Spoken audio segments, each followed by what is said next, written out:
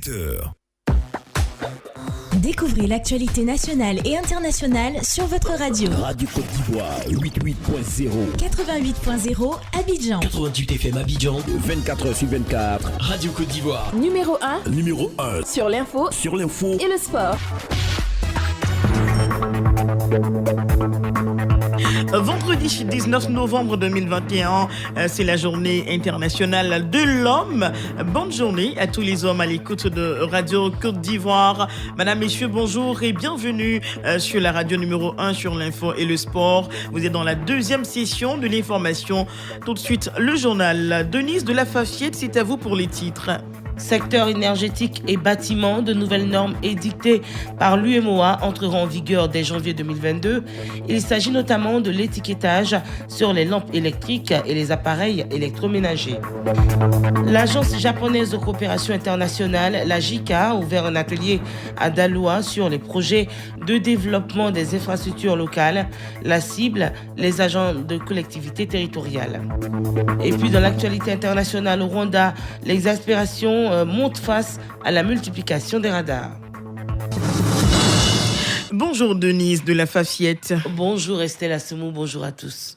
Le Trésor public de Côte d'Ivoire désormais est certifié ISO 9001 version 2015. La cérémonie de remise a eu lieu hier jeudi dans la salle de conférence Charles Kofi Dibi de la Direction générale du Trésor et de la comptabilité publique.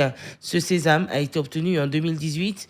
La réception a été retardée de 2 ans en raison de la pandémie de Covid-19. Jacques Assaoré, directeur général du Trésor, au terme de cette cérémonie. En nous engageant dans ce processus, on avait à cœur en tant qu'administration chargée de la gestion des fonds publics d'améliorer nos process, d'améliorer nos méthodes de travail. Et on s'est engagé à fond avec nos collaborateurs pour pouvoir atteindre cette distinction. Je voudrais déjà leur dire merci et félicitations pour le travail abattu. Nous avons fait un premier audit de maintien qui a été concluant. Nous sommes en train de préparer un deuxième audit de maintien qui aura lieu d'ici la fin de l'année. Donc, on attend de voir les résultats du deuxième audit de maintien. Efficacité énergétique en Côte d'Ivoire, plus rien ne sera comme avant. De nouvelles normes édictées par l'UMOA entreront en vigueur dès janvier 2022. Il s'agit notamment de l'étiquetage sur les lampes électriques et les appareils électroménagers. Les acteurs du secteur énergétique et du bâtiment sont en atelier pour justement s'imprégner des nouvelles directives. 2 jours d'échanges et de discussions qui permettront aux parties prenantes donc d'assurer désormais la maîtrise d'énergie dans notre pays. Les avantages de cette nouvelle disposition avec Cissé Sabati, il est le directeur général de l'énergie. L'étiquetage des appareils électroménagers, c'est quoi? D'abord, nous, on a commencé par définir qu'est-ce qu'on veut étiqueter. Il y a les lampes, les réfrigérateurs, les congélateurs et puis il y a les climatiseurs. Ce sont donc ces appareils électroménagers qu'on a ciblés. Il s'agit donc de mettre des étiquettes sur tous ces équipements qui sont importés de l'extérieur vers la Côte d'Ivoire, de sorte à donner la possibilité à l'Ivoirien lambda, quand il part chez un distributeur acheter ces équipements, qu'il puisse, à travers les étiquettes, faire un choix judicieux qui lui permet d'avoir un appareil qui est efficace, qui consomme moins d'énergie. C'est quelque chose, in fine, va jouer sur la vie chère, contribuer à diminuer la facture énergétique donc, de nos différents ménages. Ouverture à Abidjan de la première université africaine de tourisme, elle vise à renforcer les capacités techniques et opérationnelles des principaux acteurs du secteur touristique. Cette formation bénéficie de l'appui du ministère du Tourisme parce qu'elle vient combler le besoin en formation des acteurs dans ce domaine. Sur les problématiques qui seront abordées, écoutons Jean-Calvin Etienne, directeur de l'Institut. Pour les hôteliers, nous avons un module de formation qui s'intitule Management stratégique d'établissement hôtelier. Cette formation a pour objectif d'outiller les réceptifs hôteliers à s'approprier les outils et techniques pour accroître le chiffre d'affaires de leur restaurant ou de leur hôtel. Et donc, on a 5 ateliers de formation en tout qui ont été validés par le comité scientifique de cette activité. Et pendant ces 2 journées, nous attendons environ 120 personnes, donc, qui sont tous des fertières de l'industrie touristique ivoirienne. La commission électorale indépendante va entreprendre du 23 novembre au 2 décembre 2021 prochain une tournée nationale. Avec à la clé des conférences publiques autour du thème « L'élection, instrument de renforcement de la paix sociale ». L'information a été donnée par Ibrahim Koulibaly Cuibière, président de cette institution. Cette tournée va conduire les commissaires de la CEI dans 9 villes du pays. Le président de la CEI se réjouit de cette initiative qui permet aux Ivoiriens de raffermir leur confiance en leur institution. On écoute. On aurait voulu faire cette campagne tous les jours de l'année. Ce n'est pas en prévision de 2025. Non, pas du tout. Pour nous, depuis que nous avons pris fonction, on considère que tous les jours, il y a élection. Parce que le défi pour nous, c'est de faire de sorte que les Ivoiriens mettent dans leur esprit qu'il n'y a pas d'autre moyen d'accès au pouvoir que l'élection. Et pour cela, ils devaient s'approprier la matière électorale dans tous ses détails. Parce que si l'élection elle est faite comme le constituant l'a prévu, il n'y a pas de raison qu'il y ait des violences. Il n'y a pas de raison qu'il y ait des guerres. Donc pour nous, le défi majeur, c'est d'amener la population détentrice de la souveraineté de comprendre que l'élection, qu'elle-même s'est attribuée à travers la Constitution comme étant le seul moyen d'accès au pouvoir, cette élection doit être comprise par elle, doit être maîtrisée par elle. Voilà l'enjeu, voilà le défi qui commande notre action sur le terrain. Après 60 ans de coopération avec la Côte d'Ivoire, la Belgique se réjouit de la bonne relation avec notre pays. L'ambassadeur de Belgique à Abidjan l'a fait savoir lors d'une conférence à l'occasion de la célébration de ce soixantenaire à sa résidence. Deuxième investisseur européen en Côte d'Ivoire, la Belgique compte donc renforcer son partenariat avec notre pays. Des projets sont en cours de réalisation, notamment l'appui aux coopératives de cacao. Michael Wammer, ambassadeur de Belgique à Abidjan. Nous avons le mois dernier inauguré le siège régional de la Banque belge de développement BioInvest, qui a des projets très ambitieux pour la région, puisqu'ils ont un portefeuille potentiel de plus de 100 millions d'euros dans la région. La base est à Abidjan, et des projets sont déjà identifiés, des projets sont en cours. Par ailleurs, notre agence de développement belge, Enabel, va s'installer dans quelques mois aussi ici en Côte d'Ivoire, dans le cadre d'une coopération qu'on appelle Team Europe, avec nos partenaires européens, justement pour renforcer notre action, notamment dans le secteur du cacao, où ils sont déjà présents. Ils participent au développement des coopératives de cacao, et donc leur volonté, c'est de renforcer cela, justement en renforçant la dimension européenne ici en Côte d'Ivoire. Et donc c'est vraiment au sein de cette dimension euro-ivoirienne que nous souhaitons nous insérer. Et parlons toujours de coopération. La coopération ivoiro-japonaise est elle aussi au beau fixe. L'Agence japonaise de coopération internationale, la JICA, a ouvert un atelier à Daloa. L'atelier porte sur les projets de développement des infrastructures locales.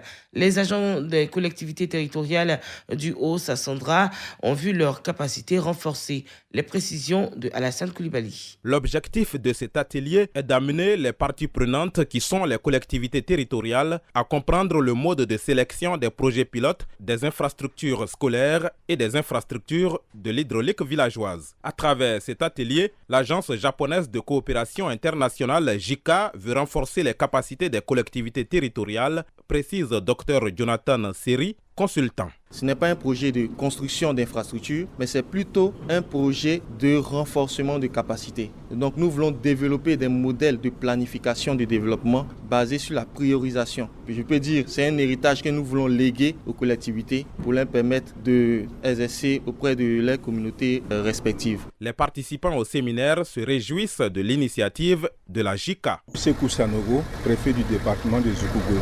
Je ne peux que louer l'initiative de la JICA à l'endroit des collectivités, puisqu'il s'agit à terme de faire en sorte que nos populations puissent s'approprier des projets de développement local. C'est la 5e adjoint, mais aujourd'hui, ils ont décidé de nous montrer comment arriver à choisir afin de faire une planification qui permettra de soulager toutes les populations de façon efficiente. Les responsables de l'éducation du Haut-Sassandra qui ont suivi la formation ont également exprimé leur satisfaction. Pour eux, les exemples présentés par la JICA permettront de désengorger les salles de classe pour le bon fonctionnement de l'enseignement. Alassane Koulibaly, Daloa, Radio Côte d'Ivoire. Les organisations de la société civile de Bondoukou reçoivent des chèques d'un montant de 60 millions de francs CFA. Une action du Conseil régional du Gontougo qui s'inscrit dans le cadre du projet d'appui au développement économique et écologique des territoires ruraux, un projet qui vise le renforcement de la gouvernance territoriale inclusive et le dialogue politique grâce à une planification concertée des actions de développement. Méchac Steve.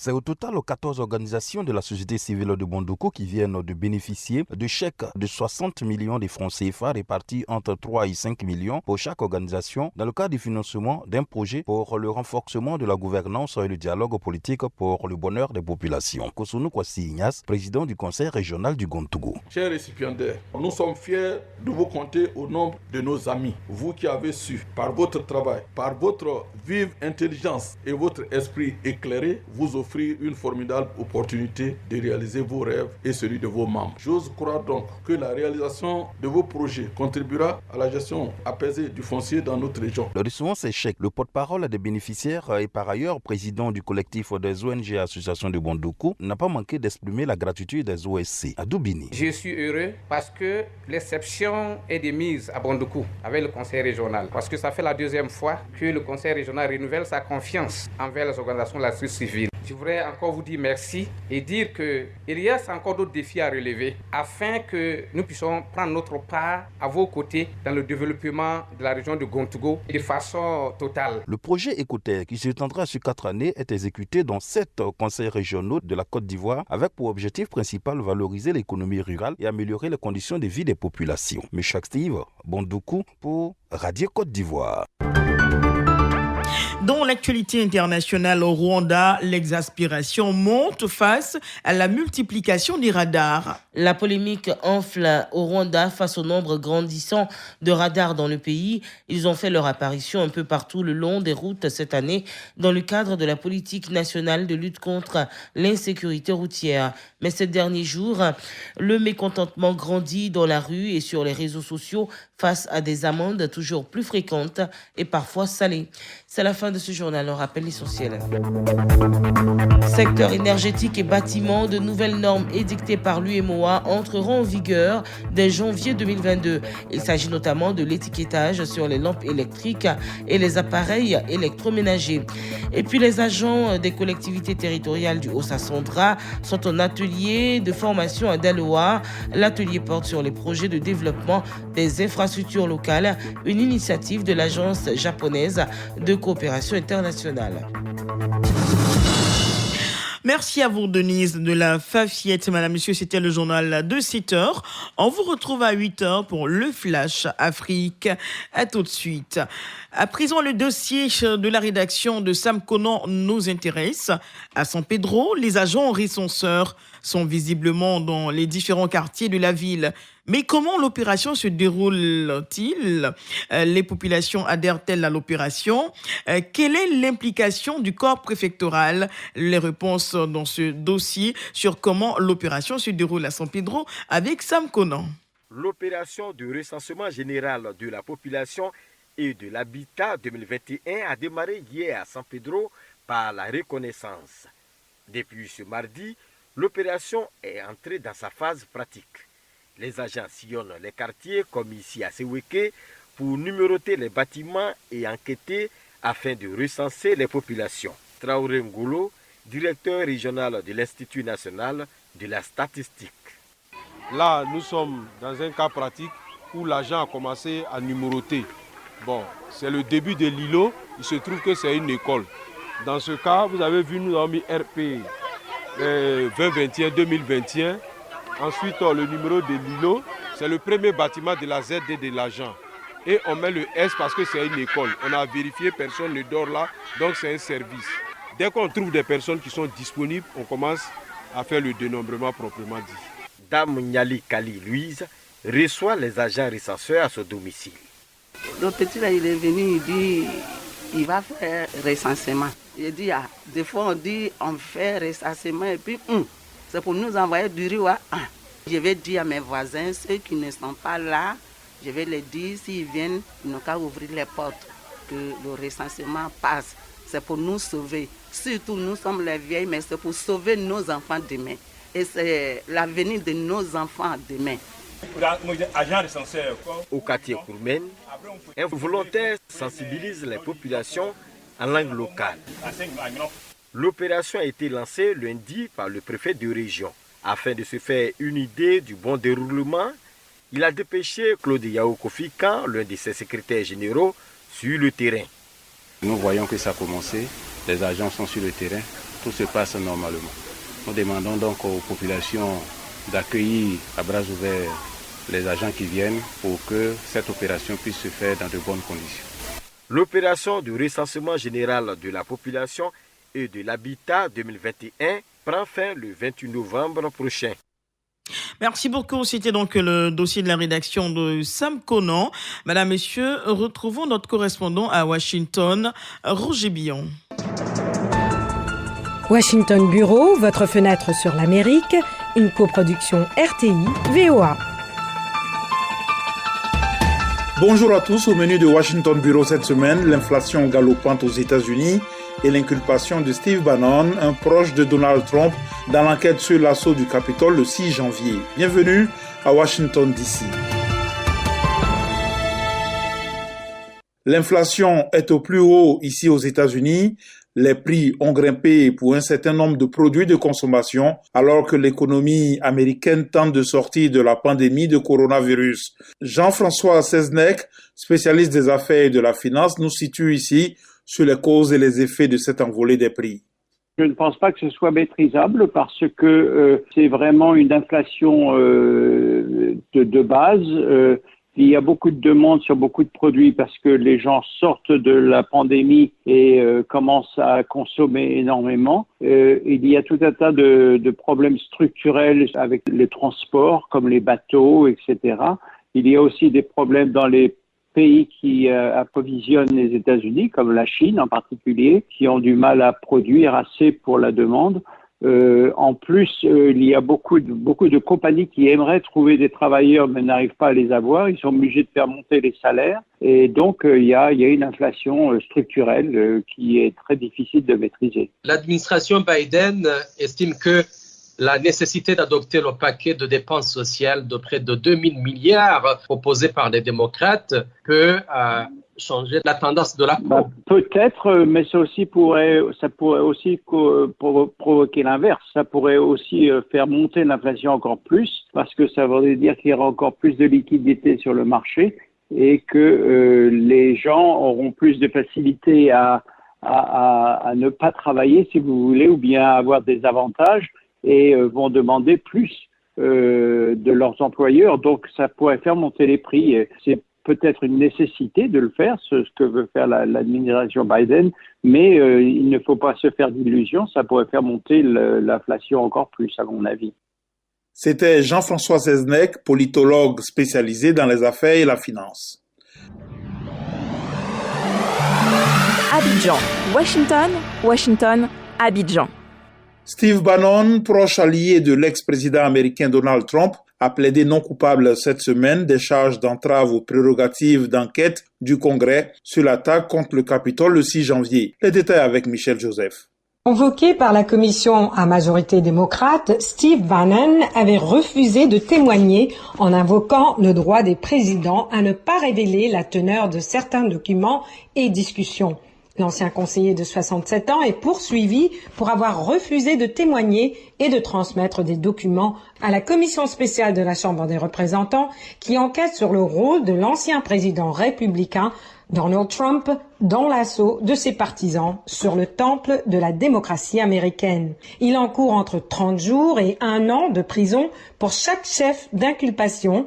La commission, qui a déjà entendu plus de 150 témoins, a lancé la semaine dernière de nouvelles assignations contre des membres de l'entourage de M. Trump, dont son ancienne porte-parole à la Maison-Blanche, Kayleigh McEnany, ou son conseiller Stephen Miller. Son ancien chef de cabinet, Mark Meadows, est également sous la menace de poursuite après avoir snobé une citation à comparaître. L'inculpation de M. Bannon est, selon la commission, un message clair pour tous ceux qui refuseraient de coopérer. RTI Washington Bureau pour cette semaine, ce sera tout. Jean-Roger Billon de la Voix de l'Amérique à ce micro. Réalisation Joselle Morissin. On se retrouve la semaine prochaine.